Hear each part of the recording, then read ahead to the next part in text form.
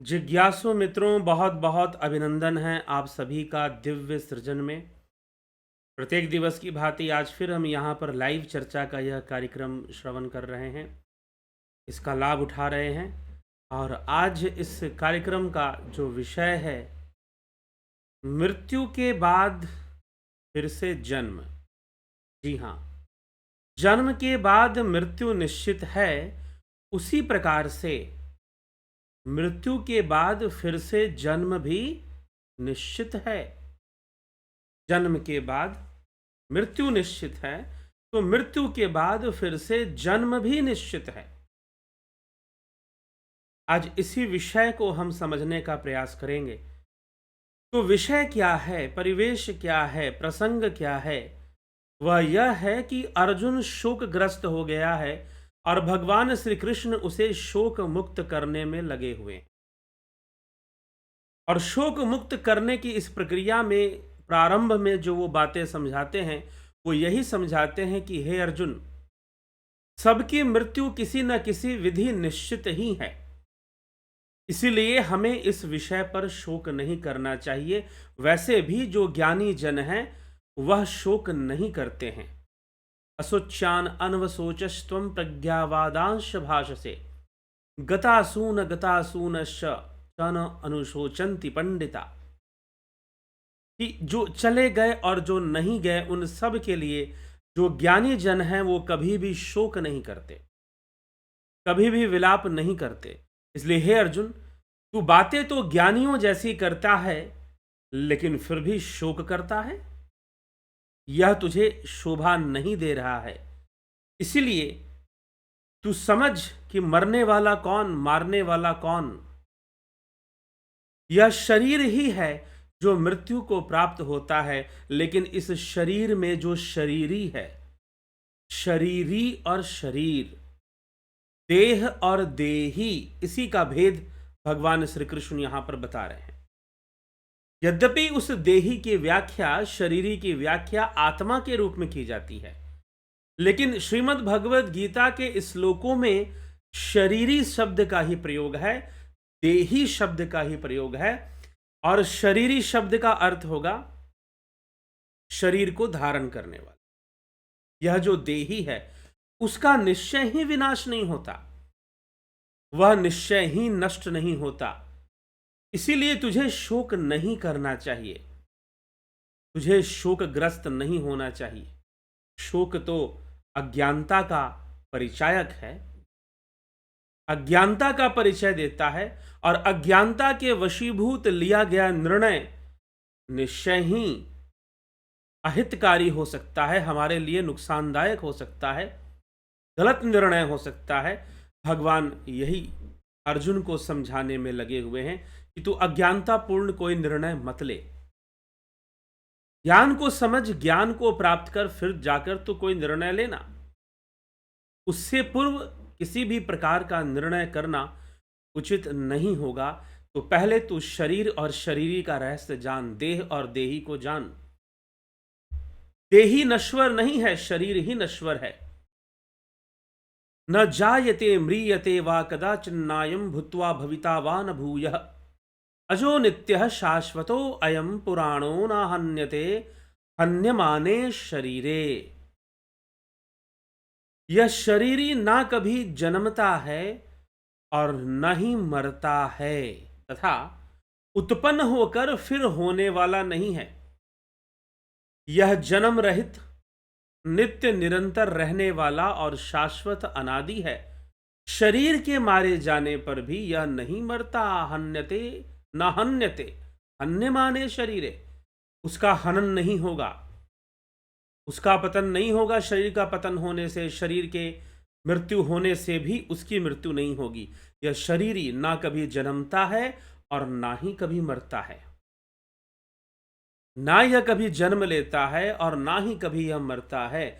उत्पन्न होकर भी यह देही, यह शरीरी, शरीर नहीं शरीरी, यह दोबारा उत्पन्न होने वाला नहीं है। यह जन्म रहित, नित्य निरंतर रहने वाला, शाश्वत और अनादि है। शरीर के मारे जाने पर भी नहीं मारा जाता है। यह शरीरी शरीर के मारे जाने पर भी नहीं मारा जाता है। ठीक। वेदा विनाशिनम नित्यम यह एनमजम अव्यम कथम स पुरुषः पार्थकम घातयति हंति कम। हे प्रथानंदन, हे अर्जुन, जो मनुष्य इस शरीर को अविनाशी, इस शरीरी को अविनाशी, नित्य, जन्म रहित, अव्यय जानता है, जो मनुष्य शरीर को नहीं, इस शरीरी को, इस देही को, जो आत्मा रूप में जाना जाता है, इसको जो अविनाशी जानता है, जन्म रहित जानता है, वह कैसे किसी को मारेगा और कैसे किसी से मरवाएगा? वो कैसे किसी का घात करेगा? वो नहीं करेगा, क्योंकि मारना उसका उद्देश्य नहीं है। अब यही बात समझना है।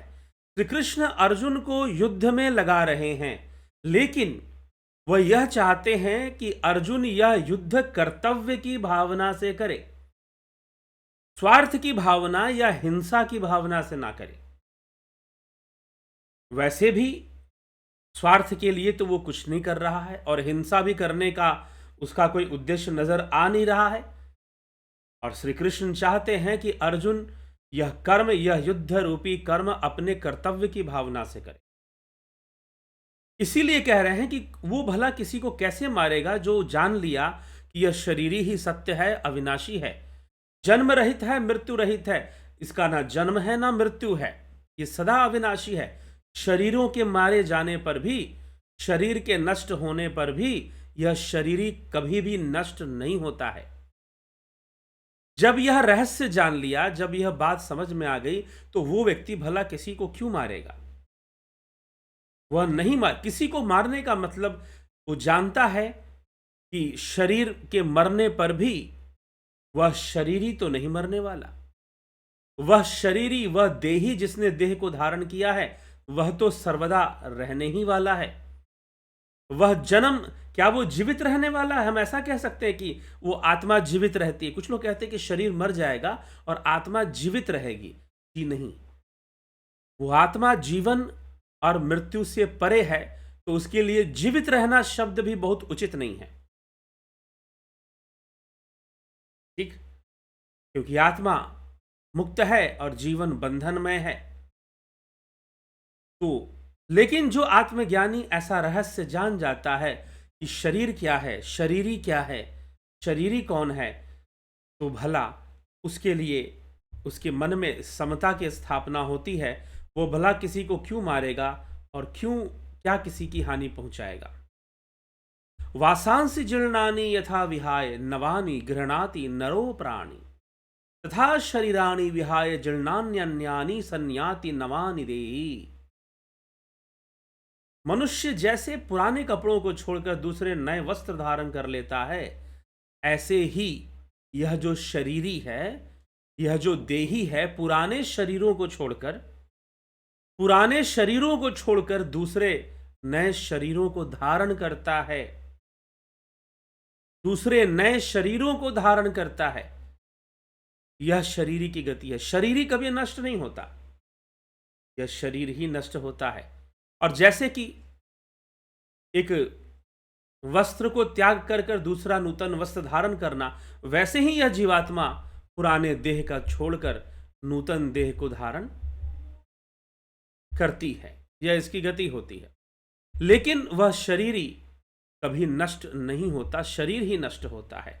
इसीलिए उसके लिए कहा गया है, नैनम छिन्दन्ति शस्त्राणि नैनम दहति पावकः न चैनम क्लिद्यन्त्यापो न शोषति मारुतः। शस्त्र इस शरीर को काट नहीं सकते। अग्नि इस देही को, देह नहीं देही को, शरीर नहीं शरीरी को, अग्नि इस शरीरी को जला नहीं सकती। जल इस शरीरी को गीला नहीं कर सकता और वायु इस शरीरी को सुखा नहीं सकता। यह सब तो इंद्रिय विषय है। इसीलिए वह इंद्रियातीत शरीरी, वह आत्मा इंद्रियों से परे।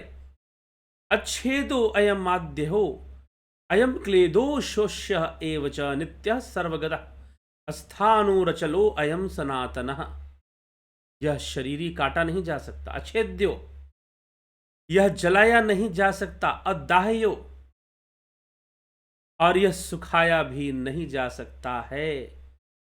अयम क्लेद्यो अशोष्यो एव च, यह नित्य रहने वाला, सब में परिपूर्ण, अचल, स्थिर स्वभाव वाला अनादि तत्व है। अनादि तत्व है। अव्यक्तो अयम चिंतयो अयम विकार्यो अयम उच्यते तस्मादेवं विदित्वैनं नानुशोचितुमर्हसि। यह शरीरी, यह देही प्रत्यक्ष नहीं दिखाई देता, इन चर्म नेत्रों से नहीं कोई इसे देख सकता, चर्म ज्ञानेंद्रियों से कोई नहीं देख सकता, यह शरीरी प्रत्यक्ष नहीं दिखता है, यह चिंतन का विषय भी नहीं है, beyond thought, beyond senses and beyond thoughts.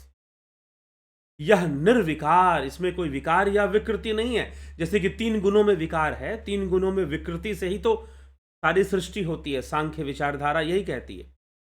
3 गुणों में विकृति से ही सारी सृष्टि होती है, विकार होने से। तो यह अविकार्य है, अर्थात त्रिगुणातीत है। उच्यते तस्मात् एनम एवं विदित्वा अनुशोचितुम रहसी, अनिशोचितुम नरहसी, ऐसा जानकर शोक नहीं करना चाहिए। इस देही को ऐसा जानकर इस देही के प्रति शोक नहीं करना चाहिए, ऐसा उपदेश दिया गया है, ऐसा तथ्य समझाने का प्रयास किया गया है। अथम चैनम नित्य जातम नित्यम वा मन्यसे मृतम तथापि त्वं महाबाहो चैवम नैवम शोचितुमर्हसि। हे महाबाहो, अगर इस देही को नित्य पैदा होने वाला, अब एक दूसरा परिप्रेक्ष्य भी रख रहे हैं भगवान श्री कृष्ण। अब तक तो वो इस विषय पे बातों को समझा रहे थे कि शरीर नश्वर है, लेकिन शरीरी न जन्मने वाला है न मरने वाला है, वह शाश्वत है, वह नश्वर नहीं हो सकता है। लेकिन फिर भी अर्जुन को एक और मान्यता, एक विकल्प दे रहे हैं। ऐसा नहीं कि ये कृष्ण की मान्यता है या कृष्ण का विकल्प है, अर्जुन को दिया जा रहा है।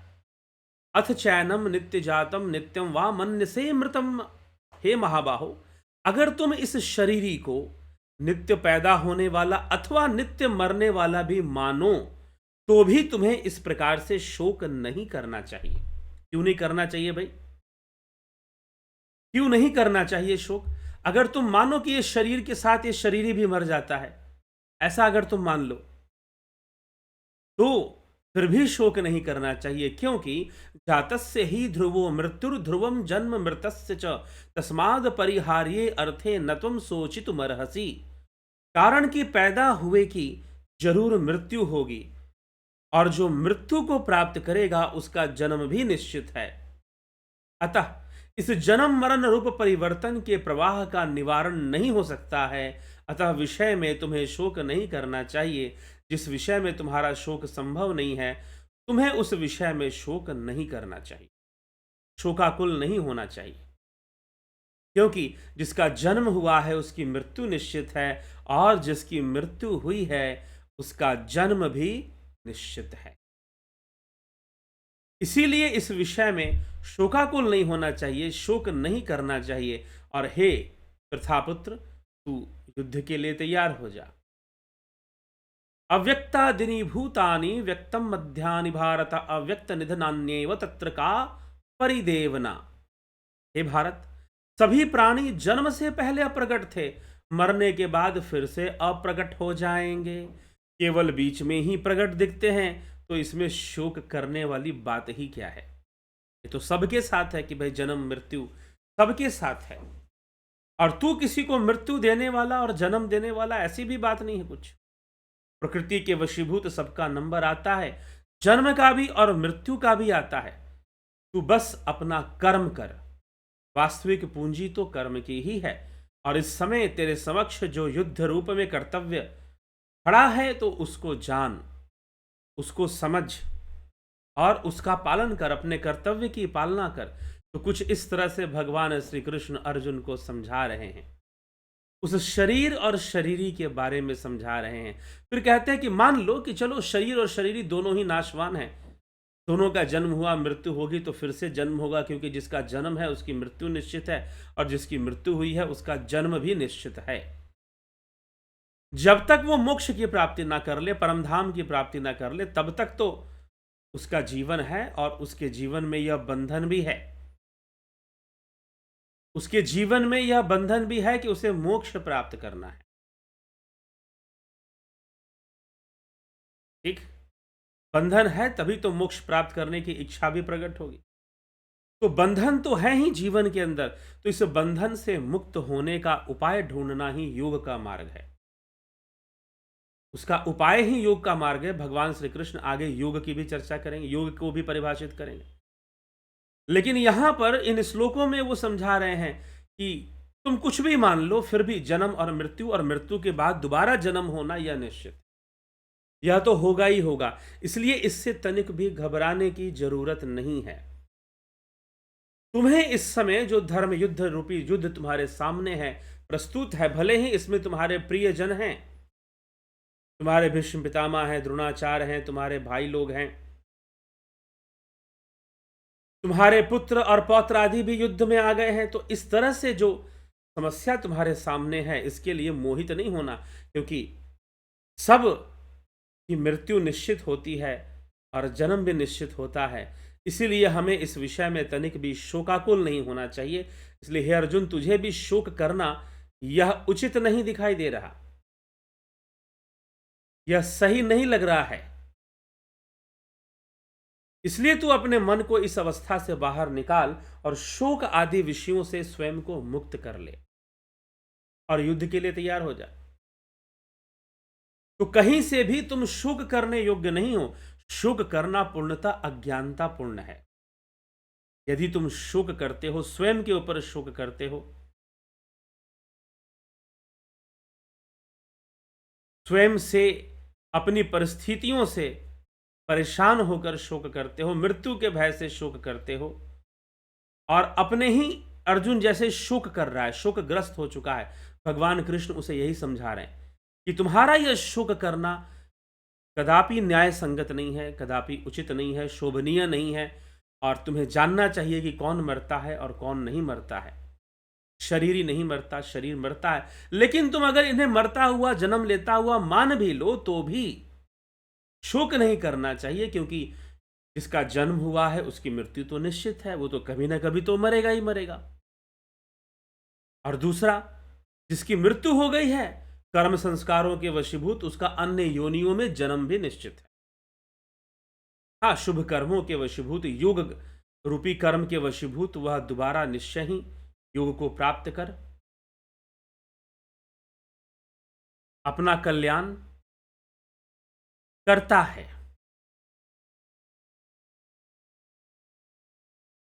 ठीक, तो योग के द्वारा मुक्ति है, अन्यथा सभी जीवों के लिए जिसका जन्म हुआ है मृत्यु निश्चित है, और जिसकी मृत्यु हुई है जन्म निश्चित। ये सिलसिला चलता रहेगा, ये कभी रुकने वाला नहीं है। इसीलिए इसमें से बाहर निकलने का प्रयास करना चाहिए। इस चक्रव्यूह से, जो माया का चक्रव्यूह, तीन गुणों का चक्रव्यूह, त्रिगुणी चक्रव्यूह है, इससे जीव को बाहर निकलने का प्रयत्न करना चाहिए, प्रयास करना चाहिए, ताकि वो इससे बाहर निकलकर अपना ही कल्याण कर सके। तो इसीलिए जन्म मृत्यु निश्चित है, पुनर्जन्म भी निश्चित है। इसीलिए हमें यह सब विषय विवेक से समझते हुए आगे बढ़ना चाहिए और इसका पूरा पूरा लाभ उठाना चाहिए। तो जिज्ञासुओं, हम इस पर विचार करें और इसको समझने का प्रयास करें। और हम खुद, इसीलिए अर्जुन को यह बात समझाई जा रही, ताकि वो निष्काम भावना से सम की अवस्था में आ जाए, उसका मन स्थिर हो जाए और वह युद्ध के लिए, अपने कर्तव्य पालना के लिए, युद्ध करने के लिए वो तैयार हो जाए। यही आवश्यक है। तो चलिए, इसी के साथ आज के विचारों को विराम देंगे। व्यस्ततावश जो है, आज यह लाइव सेशन, जो लाइव वीडियो होती है, जो लाइव करना होता है, वो नहीं कर पाए, और आपको यह रिकॉर्डेड अपलोडेड वीडियो प्राप्त हो रही है। फिर भी लाभ उठाइए और प्रश्न भी कीजिए। आपके प्रश्न अगर मूल्यवान हुए, अच्छे प्रश्न हुए, तो उन्हें दोबारा से जरूर उनका समाधान किया जाएगा। वीडियो के माध्यम से ही किया जाएगा, लाइव चर्चा के माध्यम से ही किया जाएगा। तो निश्चय ही आप इन सभी विषयों का लाभ उठाते हुए, लाभान्वित होते हुए आप इसका लाभ उठाएं, लाभान्वित होते हुए आगे बढ़ते रहे हमारे साथ। इस चैनल को सब्सक्राइब भी कर दें। साथ एक और सूचना कि ध्यान योग का जो कार्यक्रम है वह 20 दिसंबर से शुरू हो जाएगा। जुपिटर मेंबरशिप, सन मेंबरशिप 20 दिसंबर से शुरू हो जाएगा। और आप ज्वाइन करना चाहते हैं तो व्हाट्सअप मैसेज कर दीजिए, आप उस पर क्वेरी डाल दीजिए, आपको ज़रूर उसका जो है रिप्लाई मिल जाएगा, डिटेल्स मिल जाएंगी कि ध्यान योग कोर्स ज्वाइन करने के लिए हमें क्या करना है। ध्यान योग कोर्स शरीरी का ज्ञान कराता है, शरीर से ऊपर उस शरीरी की यात्रा करवाता है, तो हमें भी वह ध्यान योग कोर्स करना चाहिए। तो 20 दिसंबर से ये शुरू होने वाला है और डिटेल में जानकारी आने वाले वीडियोस में आपको प्राप्त हो जाएंगे। ठीक है, मैसेज कर दीजिए 9661802459 पर, आप व्हाट्सएप मैसेज कीजिए, आपको सारा डिटेल दे दिया जाएगा। ठीक है, तो चलिए इसी के साथ आज के इस कार्यक्रम को हम यहाँ पर विराम देते हैं और कल फिर मिलते हैं 9 PM लाइव चर्चा में। बहुत बहुत आभार आप सभी का। ओम तत्सत।